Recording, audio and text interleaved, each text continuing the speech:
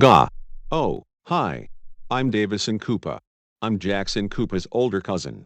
And I have my bass guitar.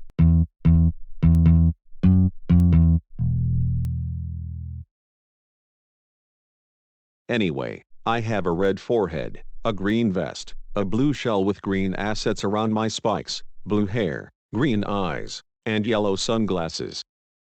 And I'm Jefferson Koopa. I'm Jackson Koopa's younger cousin. And I have my metal guitar.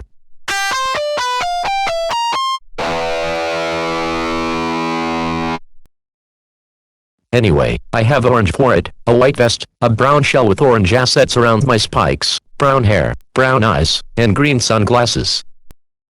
And have you ever wondered about the different types of guitars? Well, today, we are going to explore different types of guitars. Yeah. Let's explore the world of guitars. First up is the acoustic guitar, the most common type of guitar. Well, in standard tuning the guitar's 6 strings are tuned, low to high, E2, A2, D3, G3, B3, and E4. Guitar strings may be plucked individually with a pick, plectrum, or fingertip, or strummed to play chords. Plucking a string causes it to vibrate at a fundamental pitch determined by the string's length, mass, and tension. The guitar likely originated in Spain in the early 16th century, deriving from the guitarra latina. How did the acoustic guitar got made? Acoustic guitars were developed back in the 13th century, when guitarns were around. Guitarns, small, plucked guitars, were the first small, guitar-like instruments created during the Spanish Middle Ages with a round back, like that of the lute. Modern guitar-shaped instruments were not seen until the Renaissance era, when the body and size began to take a guitar-like shape. The earliest string instruments related to the guitar and its structure were broadly known as vihuelas within Spanish musical culture. Vihuelas were string instruments that were commonly seen in the 16th century during the Renaissance. Later, Spanish writers distinguished these instruments into 2 categories of vihuelas. The vihuela de arco was an instrument that mimicked the violin, and the vihuela de panola was played with a plectrum or by hand. When it was played by hand it was known as the vihuela de mano. Vihuela de mano shared extreme similarities with the Renaissance guitar as it used hand movement at the sound hole or sound chamber of the instrument to create music. By 1790, only 6 coarse vihuela guitars, 6 unison-tuned pairs of strings, were being created and had become the main type and model of guitar used in Spain. Most of the older 5-course guitars were still in use but were also being modified to a 6-course acoustical guitar. Fernando Ferrandier's book Art de Tocar la Guitarra Española por Música describes the standard Spanish guitar from his time as an instrument with 17 frets and 6 courses with the first 2 gut strings tuned in unison called the terceras and the tuning name to G of the 2 strings. The acoustic guitar at this time began to take the shape familiar in the modern acoustic guitar. The coursed pairs of strings eventually became less common in favor of single strings. Around 1850, the form and structure of the modern guitar was established by Spanish guitar maker Antonio Torres Hurtado, who increased the size of the guitar body, altered its proportions, and made use of fan bracing, which first appeared in guitars made by Francisco Sanguino in the late 18th century. The bracing pattern, which refers to the internal pattern of wood reinforcements used to secure the guitar's top and back to prevent the instrument from collapsing under tension, is an important factor in how the guitar sounds. Torres' design greatly improved the volume, tone, and projection of the instrument, and it has remained essentially unchanged since. Some types of acoustic guitars include the classical guitar, vihuela, guitarn, charango, cuatro, not to be confusing with the number 4 in Spanish, ukulele, the Baroque guitar, the Romantic guitar, the 7-string guitar, the 8-string guitar, the 9-string guitar, the 10-string guitar, the 11-string guitar, the 13-string guitar, flamenco guitar, the lute, the steel-string acoustic guitar, also known as Western, folk or country guitar, including the 12-string model, the Colombian tiple, the resonator guitar, the archtop guitar, the Selmer-McAfee guitar, the baton guitar, the lap steel guitar, the lap slide guitar, the parlor guitar, the lyre guitar, the harp guitar, the Picasso guitar, the contraguitar, and the banjo guitar. Oh, I see. On to the next one. Now this one right here is the electric guitar. It's used in rock music. It's known for its unique sound and can be found in many rock and metal bands. Are you talking about e-guitars? I have my e-guitar too. Yep. Jefferson Koopa, when did electric guitars got made? Electric guitars were invented in 1932. The electric guitar was adopted by jazz guitar players, who wanted to play single-note guitar solos in large big band ensembles. Early proponents of the electric guitar on record include Les Paul, Eddie Durham, George Barnes, Lonnie Johnson, Sister Rosetta Tharpe, T-Bone Walker, and Charlie Christian.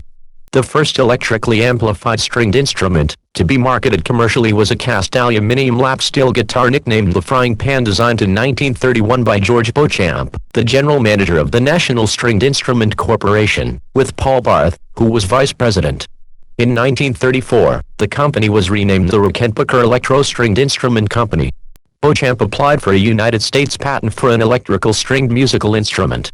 The first solid-body Spanish standard guitar was offered by Vivitone no later than 1934, and the patent was later issued in 1937. During the 1950s and 1960s, the electric guitar became the most important instrument in popular music. It has evolved into an instrument that is capable of a multitude of sounds and styles and genres ranging from pop and rock to folk to country music, blues, and jazz. It served as a major component in the development of electric blues, rock and roll, rock music, heavy metal music, and many other genres of music. Another early, substantially solid Spanish electric guitar, called the Electro Spanish, was marketed by the Rickenbacker Guitar Company in 1935, and made of bakelite. By 1936, the Slingerland Company introduced a wooden solid-body electric model, the Slingerland Songster 401, and a lap steel counterpart, the Songster 400. Gibson's first production electric guitar, marketed in 1936, was the S150 model, S for electric Spanish, and 150 reflecting the $150 price of the instrument, along with matching amplifier. The S150 guitar featured a single-coil, hexagonally shaped bar pickup, which was designed by Walt Fuller. It became known as the Charlie Christian pickup, named for the jazz guitarist who was among the first to perform with the S150 guitar. The S150 achieved some popularity, but suffered from unequal loudness across the 6 strings. During the 1950s and 1960s, the electric guitar became the most important instrument in popular music. It has evolved into an instrument that is capable of a multitude of sounds and styles and genres ranging from pop and rock to folk to country music, blues, and jazz. It served as a major component in the development of electric blues, rock and roll, rock music, heavy metal music, and many other genres of music. Yeah.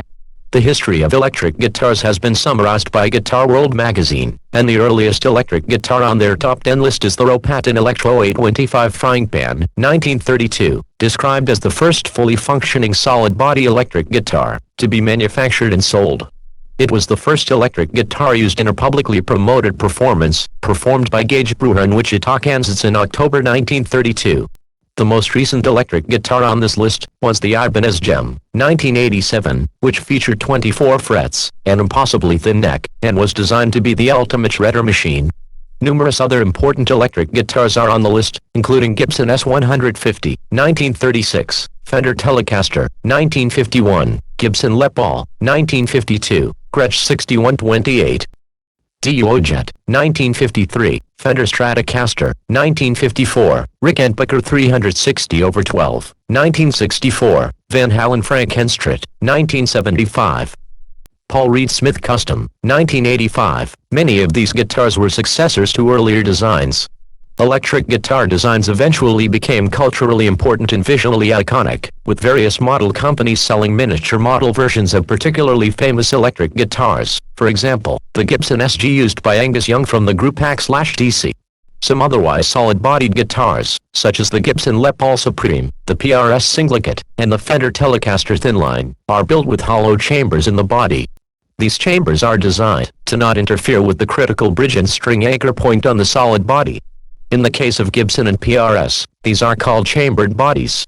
Semi-acoustic guitars have a hollow body similar to an acoustic guitar and electromagnetic pickups mounted directly into the body. They work in a similar way to solid-body electric guitars, except that because the hollow body also vibrates, the pickups convert a combination of string and body vibration into an electrical signal. Many models, with what are called semi-hollow bodies, have a solid block running through the middle of the sound box designed to reduce acoustic feedback. They do not provide enough acoustic volume for live performance, but they can be used unplugged for quiet practice. Semi-acoustic guitars are noted for being able to provide a sweet, plaintive, or funky tone. They are used in many genres, including jazz, blues, funk, 60s pop, and indie rock. They generally have cello-style F-shaped sound holes, which can be blocked off to further reduce feedback. Whereas chambered guitars are made, like solid-body guitars, from a single block of wood, semi-acoustic guitar bodies are made from multiple pieces of wood in an arched-up form, a method of construction different from the typical steel-string acoustic guitar. The top is formed from a moderately thick piece of wood which is then carved into a thin outward curving shape, whereas conventional acoustic guitars have a thin, flat top. Some steel-string acoustic guitars include a built-in system to electrically amplify their output without altering their tone as an alternative to using a separate microphone, known as the acoustic electric guitar. Notice the solid body of a guitar. Oh, yeah, electric guitars had solid bodies. Okay, let's move on to the next one. Next is the classical guitar. It's kinda similar to the acoustic guitar. Classical guitars derive from instruments such as the lute, the vihuela, the guitarn, the name being a derivative of the Greek kithara, which evolved into the Renaissance guitar and into the 17th and 18th century Baroque guitar. By the mid-19th century, early forms of the modern classical guitar appear in Spain. Today's modern classical guitar was established by the late designs of the 19th century Spanish luthier, Antonio Torres Jurado. For a right-handed player, the traditional classical guitar has 12 frets clear of the body and is properly held up by the left leg, so that the hand that plucks or strums the strings does so near the back of the sound hole. This is called the classical position. However, the right hand may move closer to the fretboard to achieve different tonal qualities. The player typically holds the left leg higher by the use of a footrest.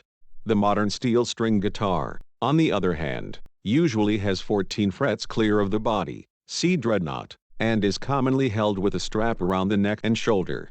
The term modern classical guitar sometimes distinguishes the classical guitar from older forms of guitar, which are in their broadest sense also called classical, or more specifically, early guitars. Some of them played the Renaissance guitar, which include Alonso Mudara, Miguel de Funlana, Adrien Leroy, Grégoire Bracing, Guillaume de Morlaix, and Simon Gourlier.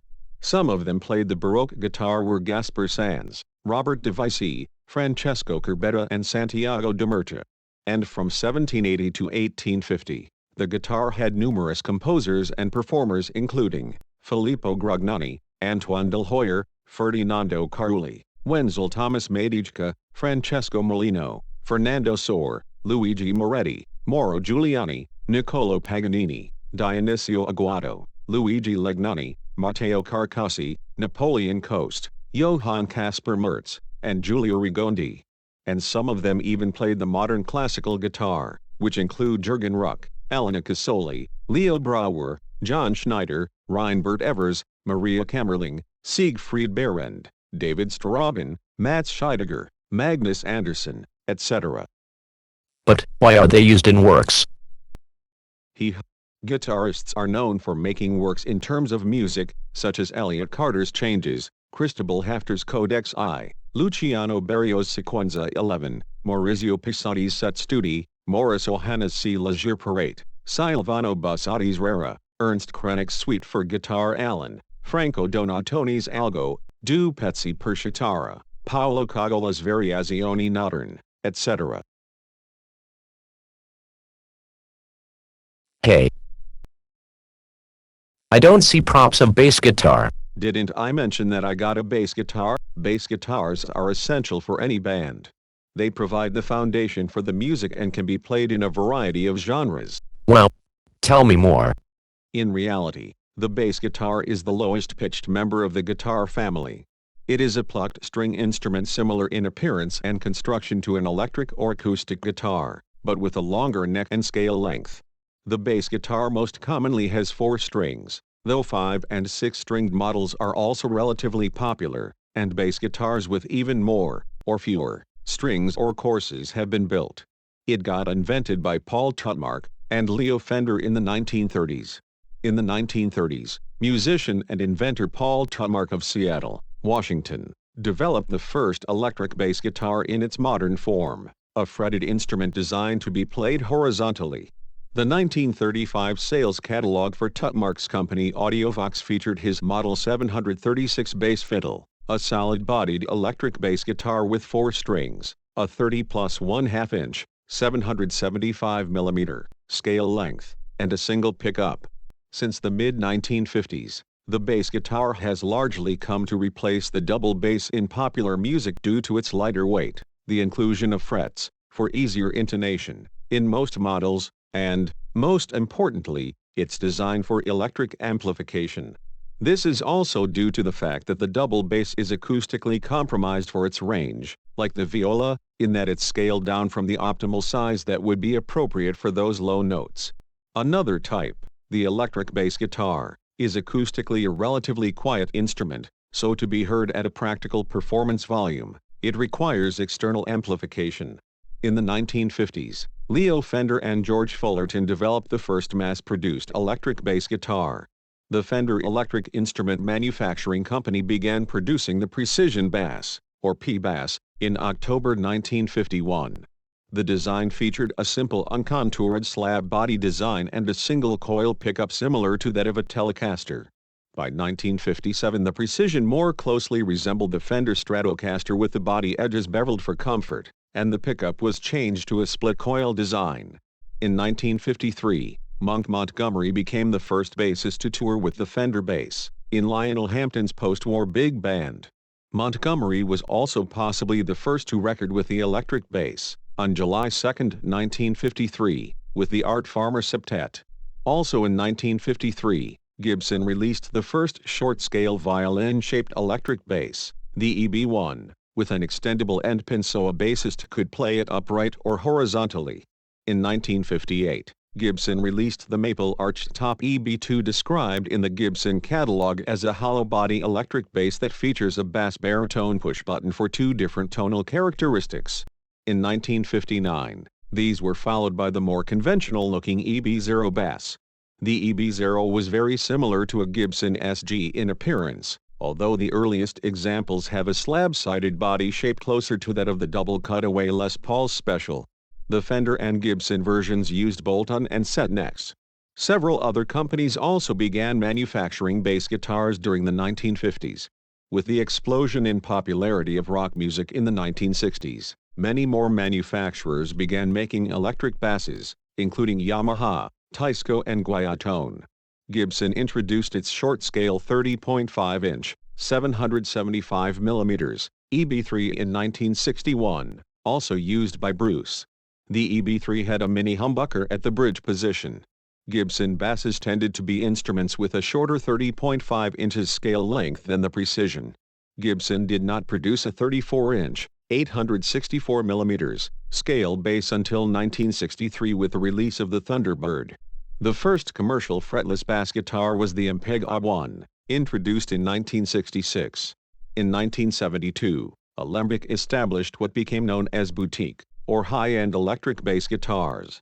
These expensive, custom-tailored instruments, as used by Phil Lesh, Jack Casati, and Stanley Clarke, featured unique designs, premium hand-finished wood bodies, and innovative construction techniques such as multi-laminate neck-through body construction and graphite necks.